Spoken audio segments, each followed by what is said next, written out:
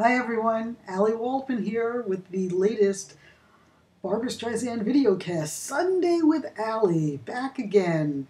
It is June 10th, 2012. You know, we've been doing this now about 6 months. I think it's catching on. And you know what? I think in the 6 months that we've been doing this, there's been more and more Barbra excitement. So I don't know, is one thing leading to the other? You know, I mean, is Barbra watching the video cast and saying, gee, I better keep on doing stuff so that Ali has something to talk about on Sunday? Yeah, right, sure. So let's start. What happened this past week? Well, the picture of the Paramount Pictures 100th anniversary, they gathered 149 stars on the Paramount lot, and they shot this, I think, back in February. And Barbra was included because although she's only been in one movie, Paramount movie so far, and that was On a Clear Day You Can See Forever back in 1970, the Guilt Trip is a Paramount picture. So she's got, you know, the the past and the future Paramount picture coming up. So she's included in the photograph, and it's a great picture. There's a big version that's going to be in the current Vanity Fair that has, I think, Kristen Stewart on the cover. So if you want to get a souvenir edition, you'll have to buy Vanity Fair. If you just want to see the picture, you can go to the BarbraFiles.com. I put the picture there. Jennifer Beals had actually put it on her website, so I borrowed it.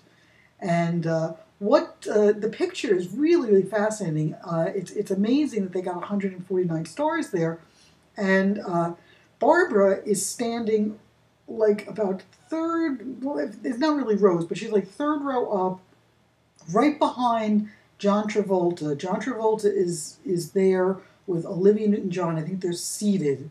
And then sort of behind Barbra is Morgan Freeman. He's sitting on the floor. Barbra is standing very erect, kind of three-quarters towards the camera, arms folded, looking very, very, you know, strong woman of the world. She has on her glasses, the little black sort of granny glasses, but they're clear so you can see through them. She's got the long blonde hair. Her hair looks gorgeous.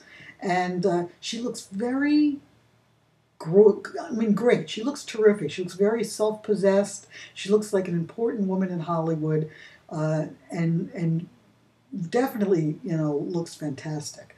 I will point out to you, if you look closely at the picture, there's three other women besides Barbra that I think look really great, and they're like the queens of Hollywood. There's Meryl Streep, there's Jane Fonda, and there's Glenn Close. And if you look at all three of them, Jane and Meryl have similar poses, sort of hand on the hip. Barbra and Glenn both have the arms folded.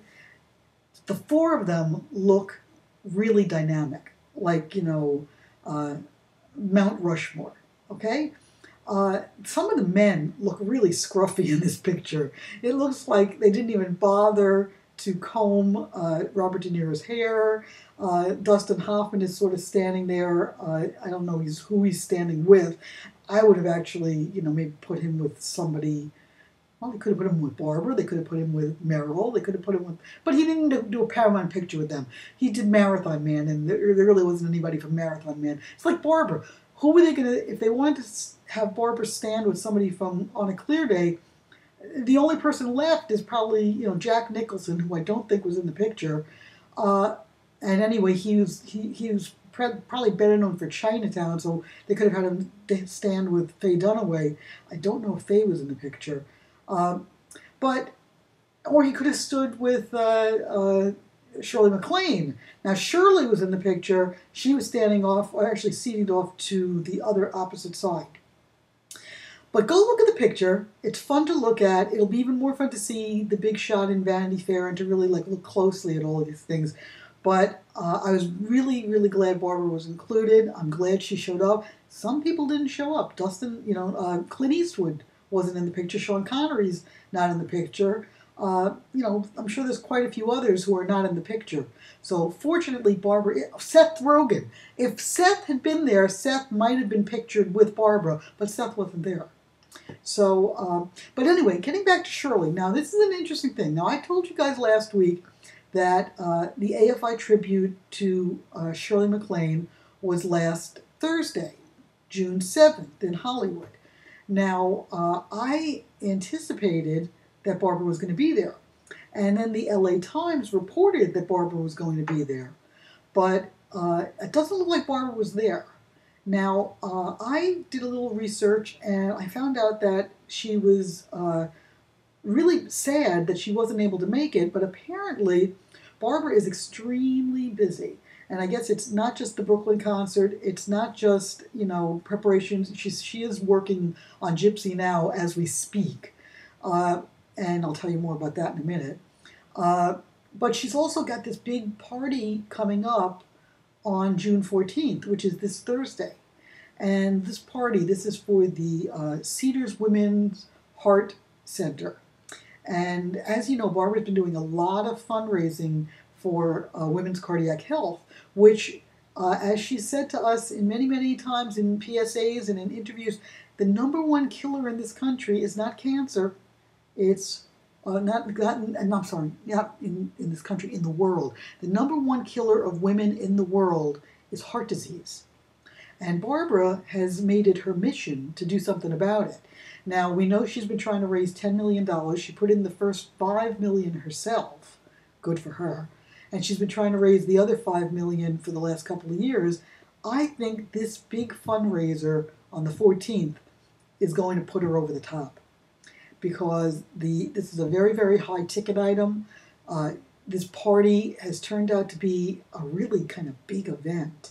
I mean, aside from, President Clinton's going to be there, David Foster's going to be there, Josh Groban is going to be performing, Martin Short is going to be doing the emceeing, and Barbara's singing. And I was under the impression that, maybe they were going to sit around the table, around the piano and sing, and it'll be very informal. Mm-mm. The impression I'm getting is that this might be a little bit like a One Voice, with a stage set up and seating and Barbara with a microphone. And wow, can you imagine if that's the case and that if any of that footage comes out? Very, very exciting. So I'm going to give Barbara a pass for not making it to Shirley's AFI salute. Although, between you and me, she should have gone. But don't tell her I said so. Now, I mentioned the Barbra Files to you. Now, the Barbra Files is going great. I'm really glad many of you are responding to my questions. You're reading it daily. You must read it daily. I am changing the site every day. There's a new thought of the day. This week I put up a new music page. I just changed out the snap of the day photo, the snap of the web photo. I don't even know what I call it.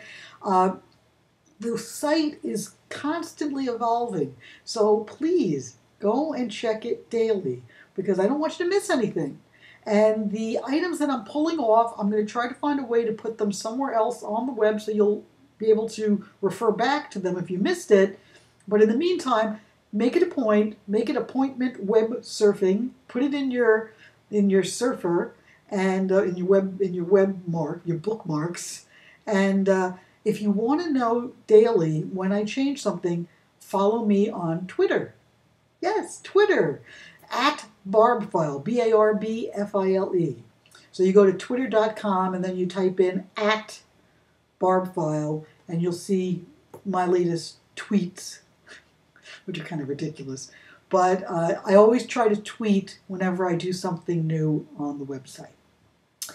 Now, regarding Brooklyn, I made my plane reservations this week, and I got a really good deal on JetBlue.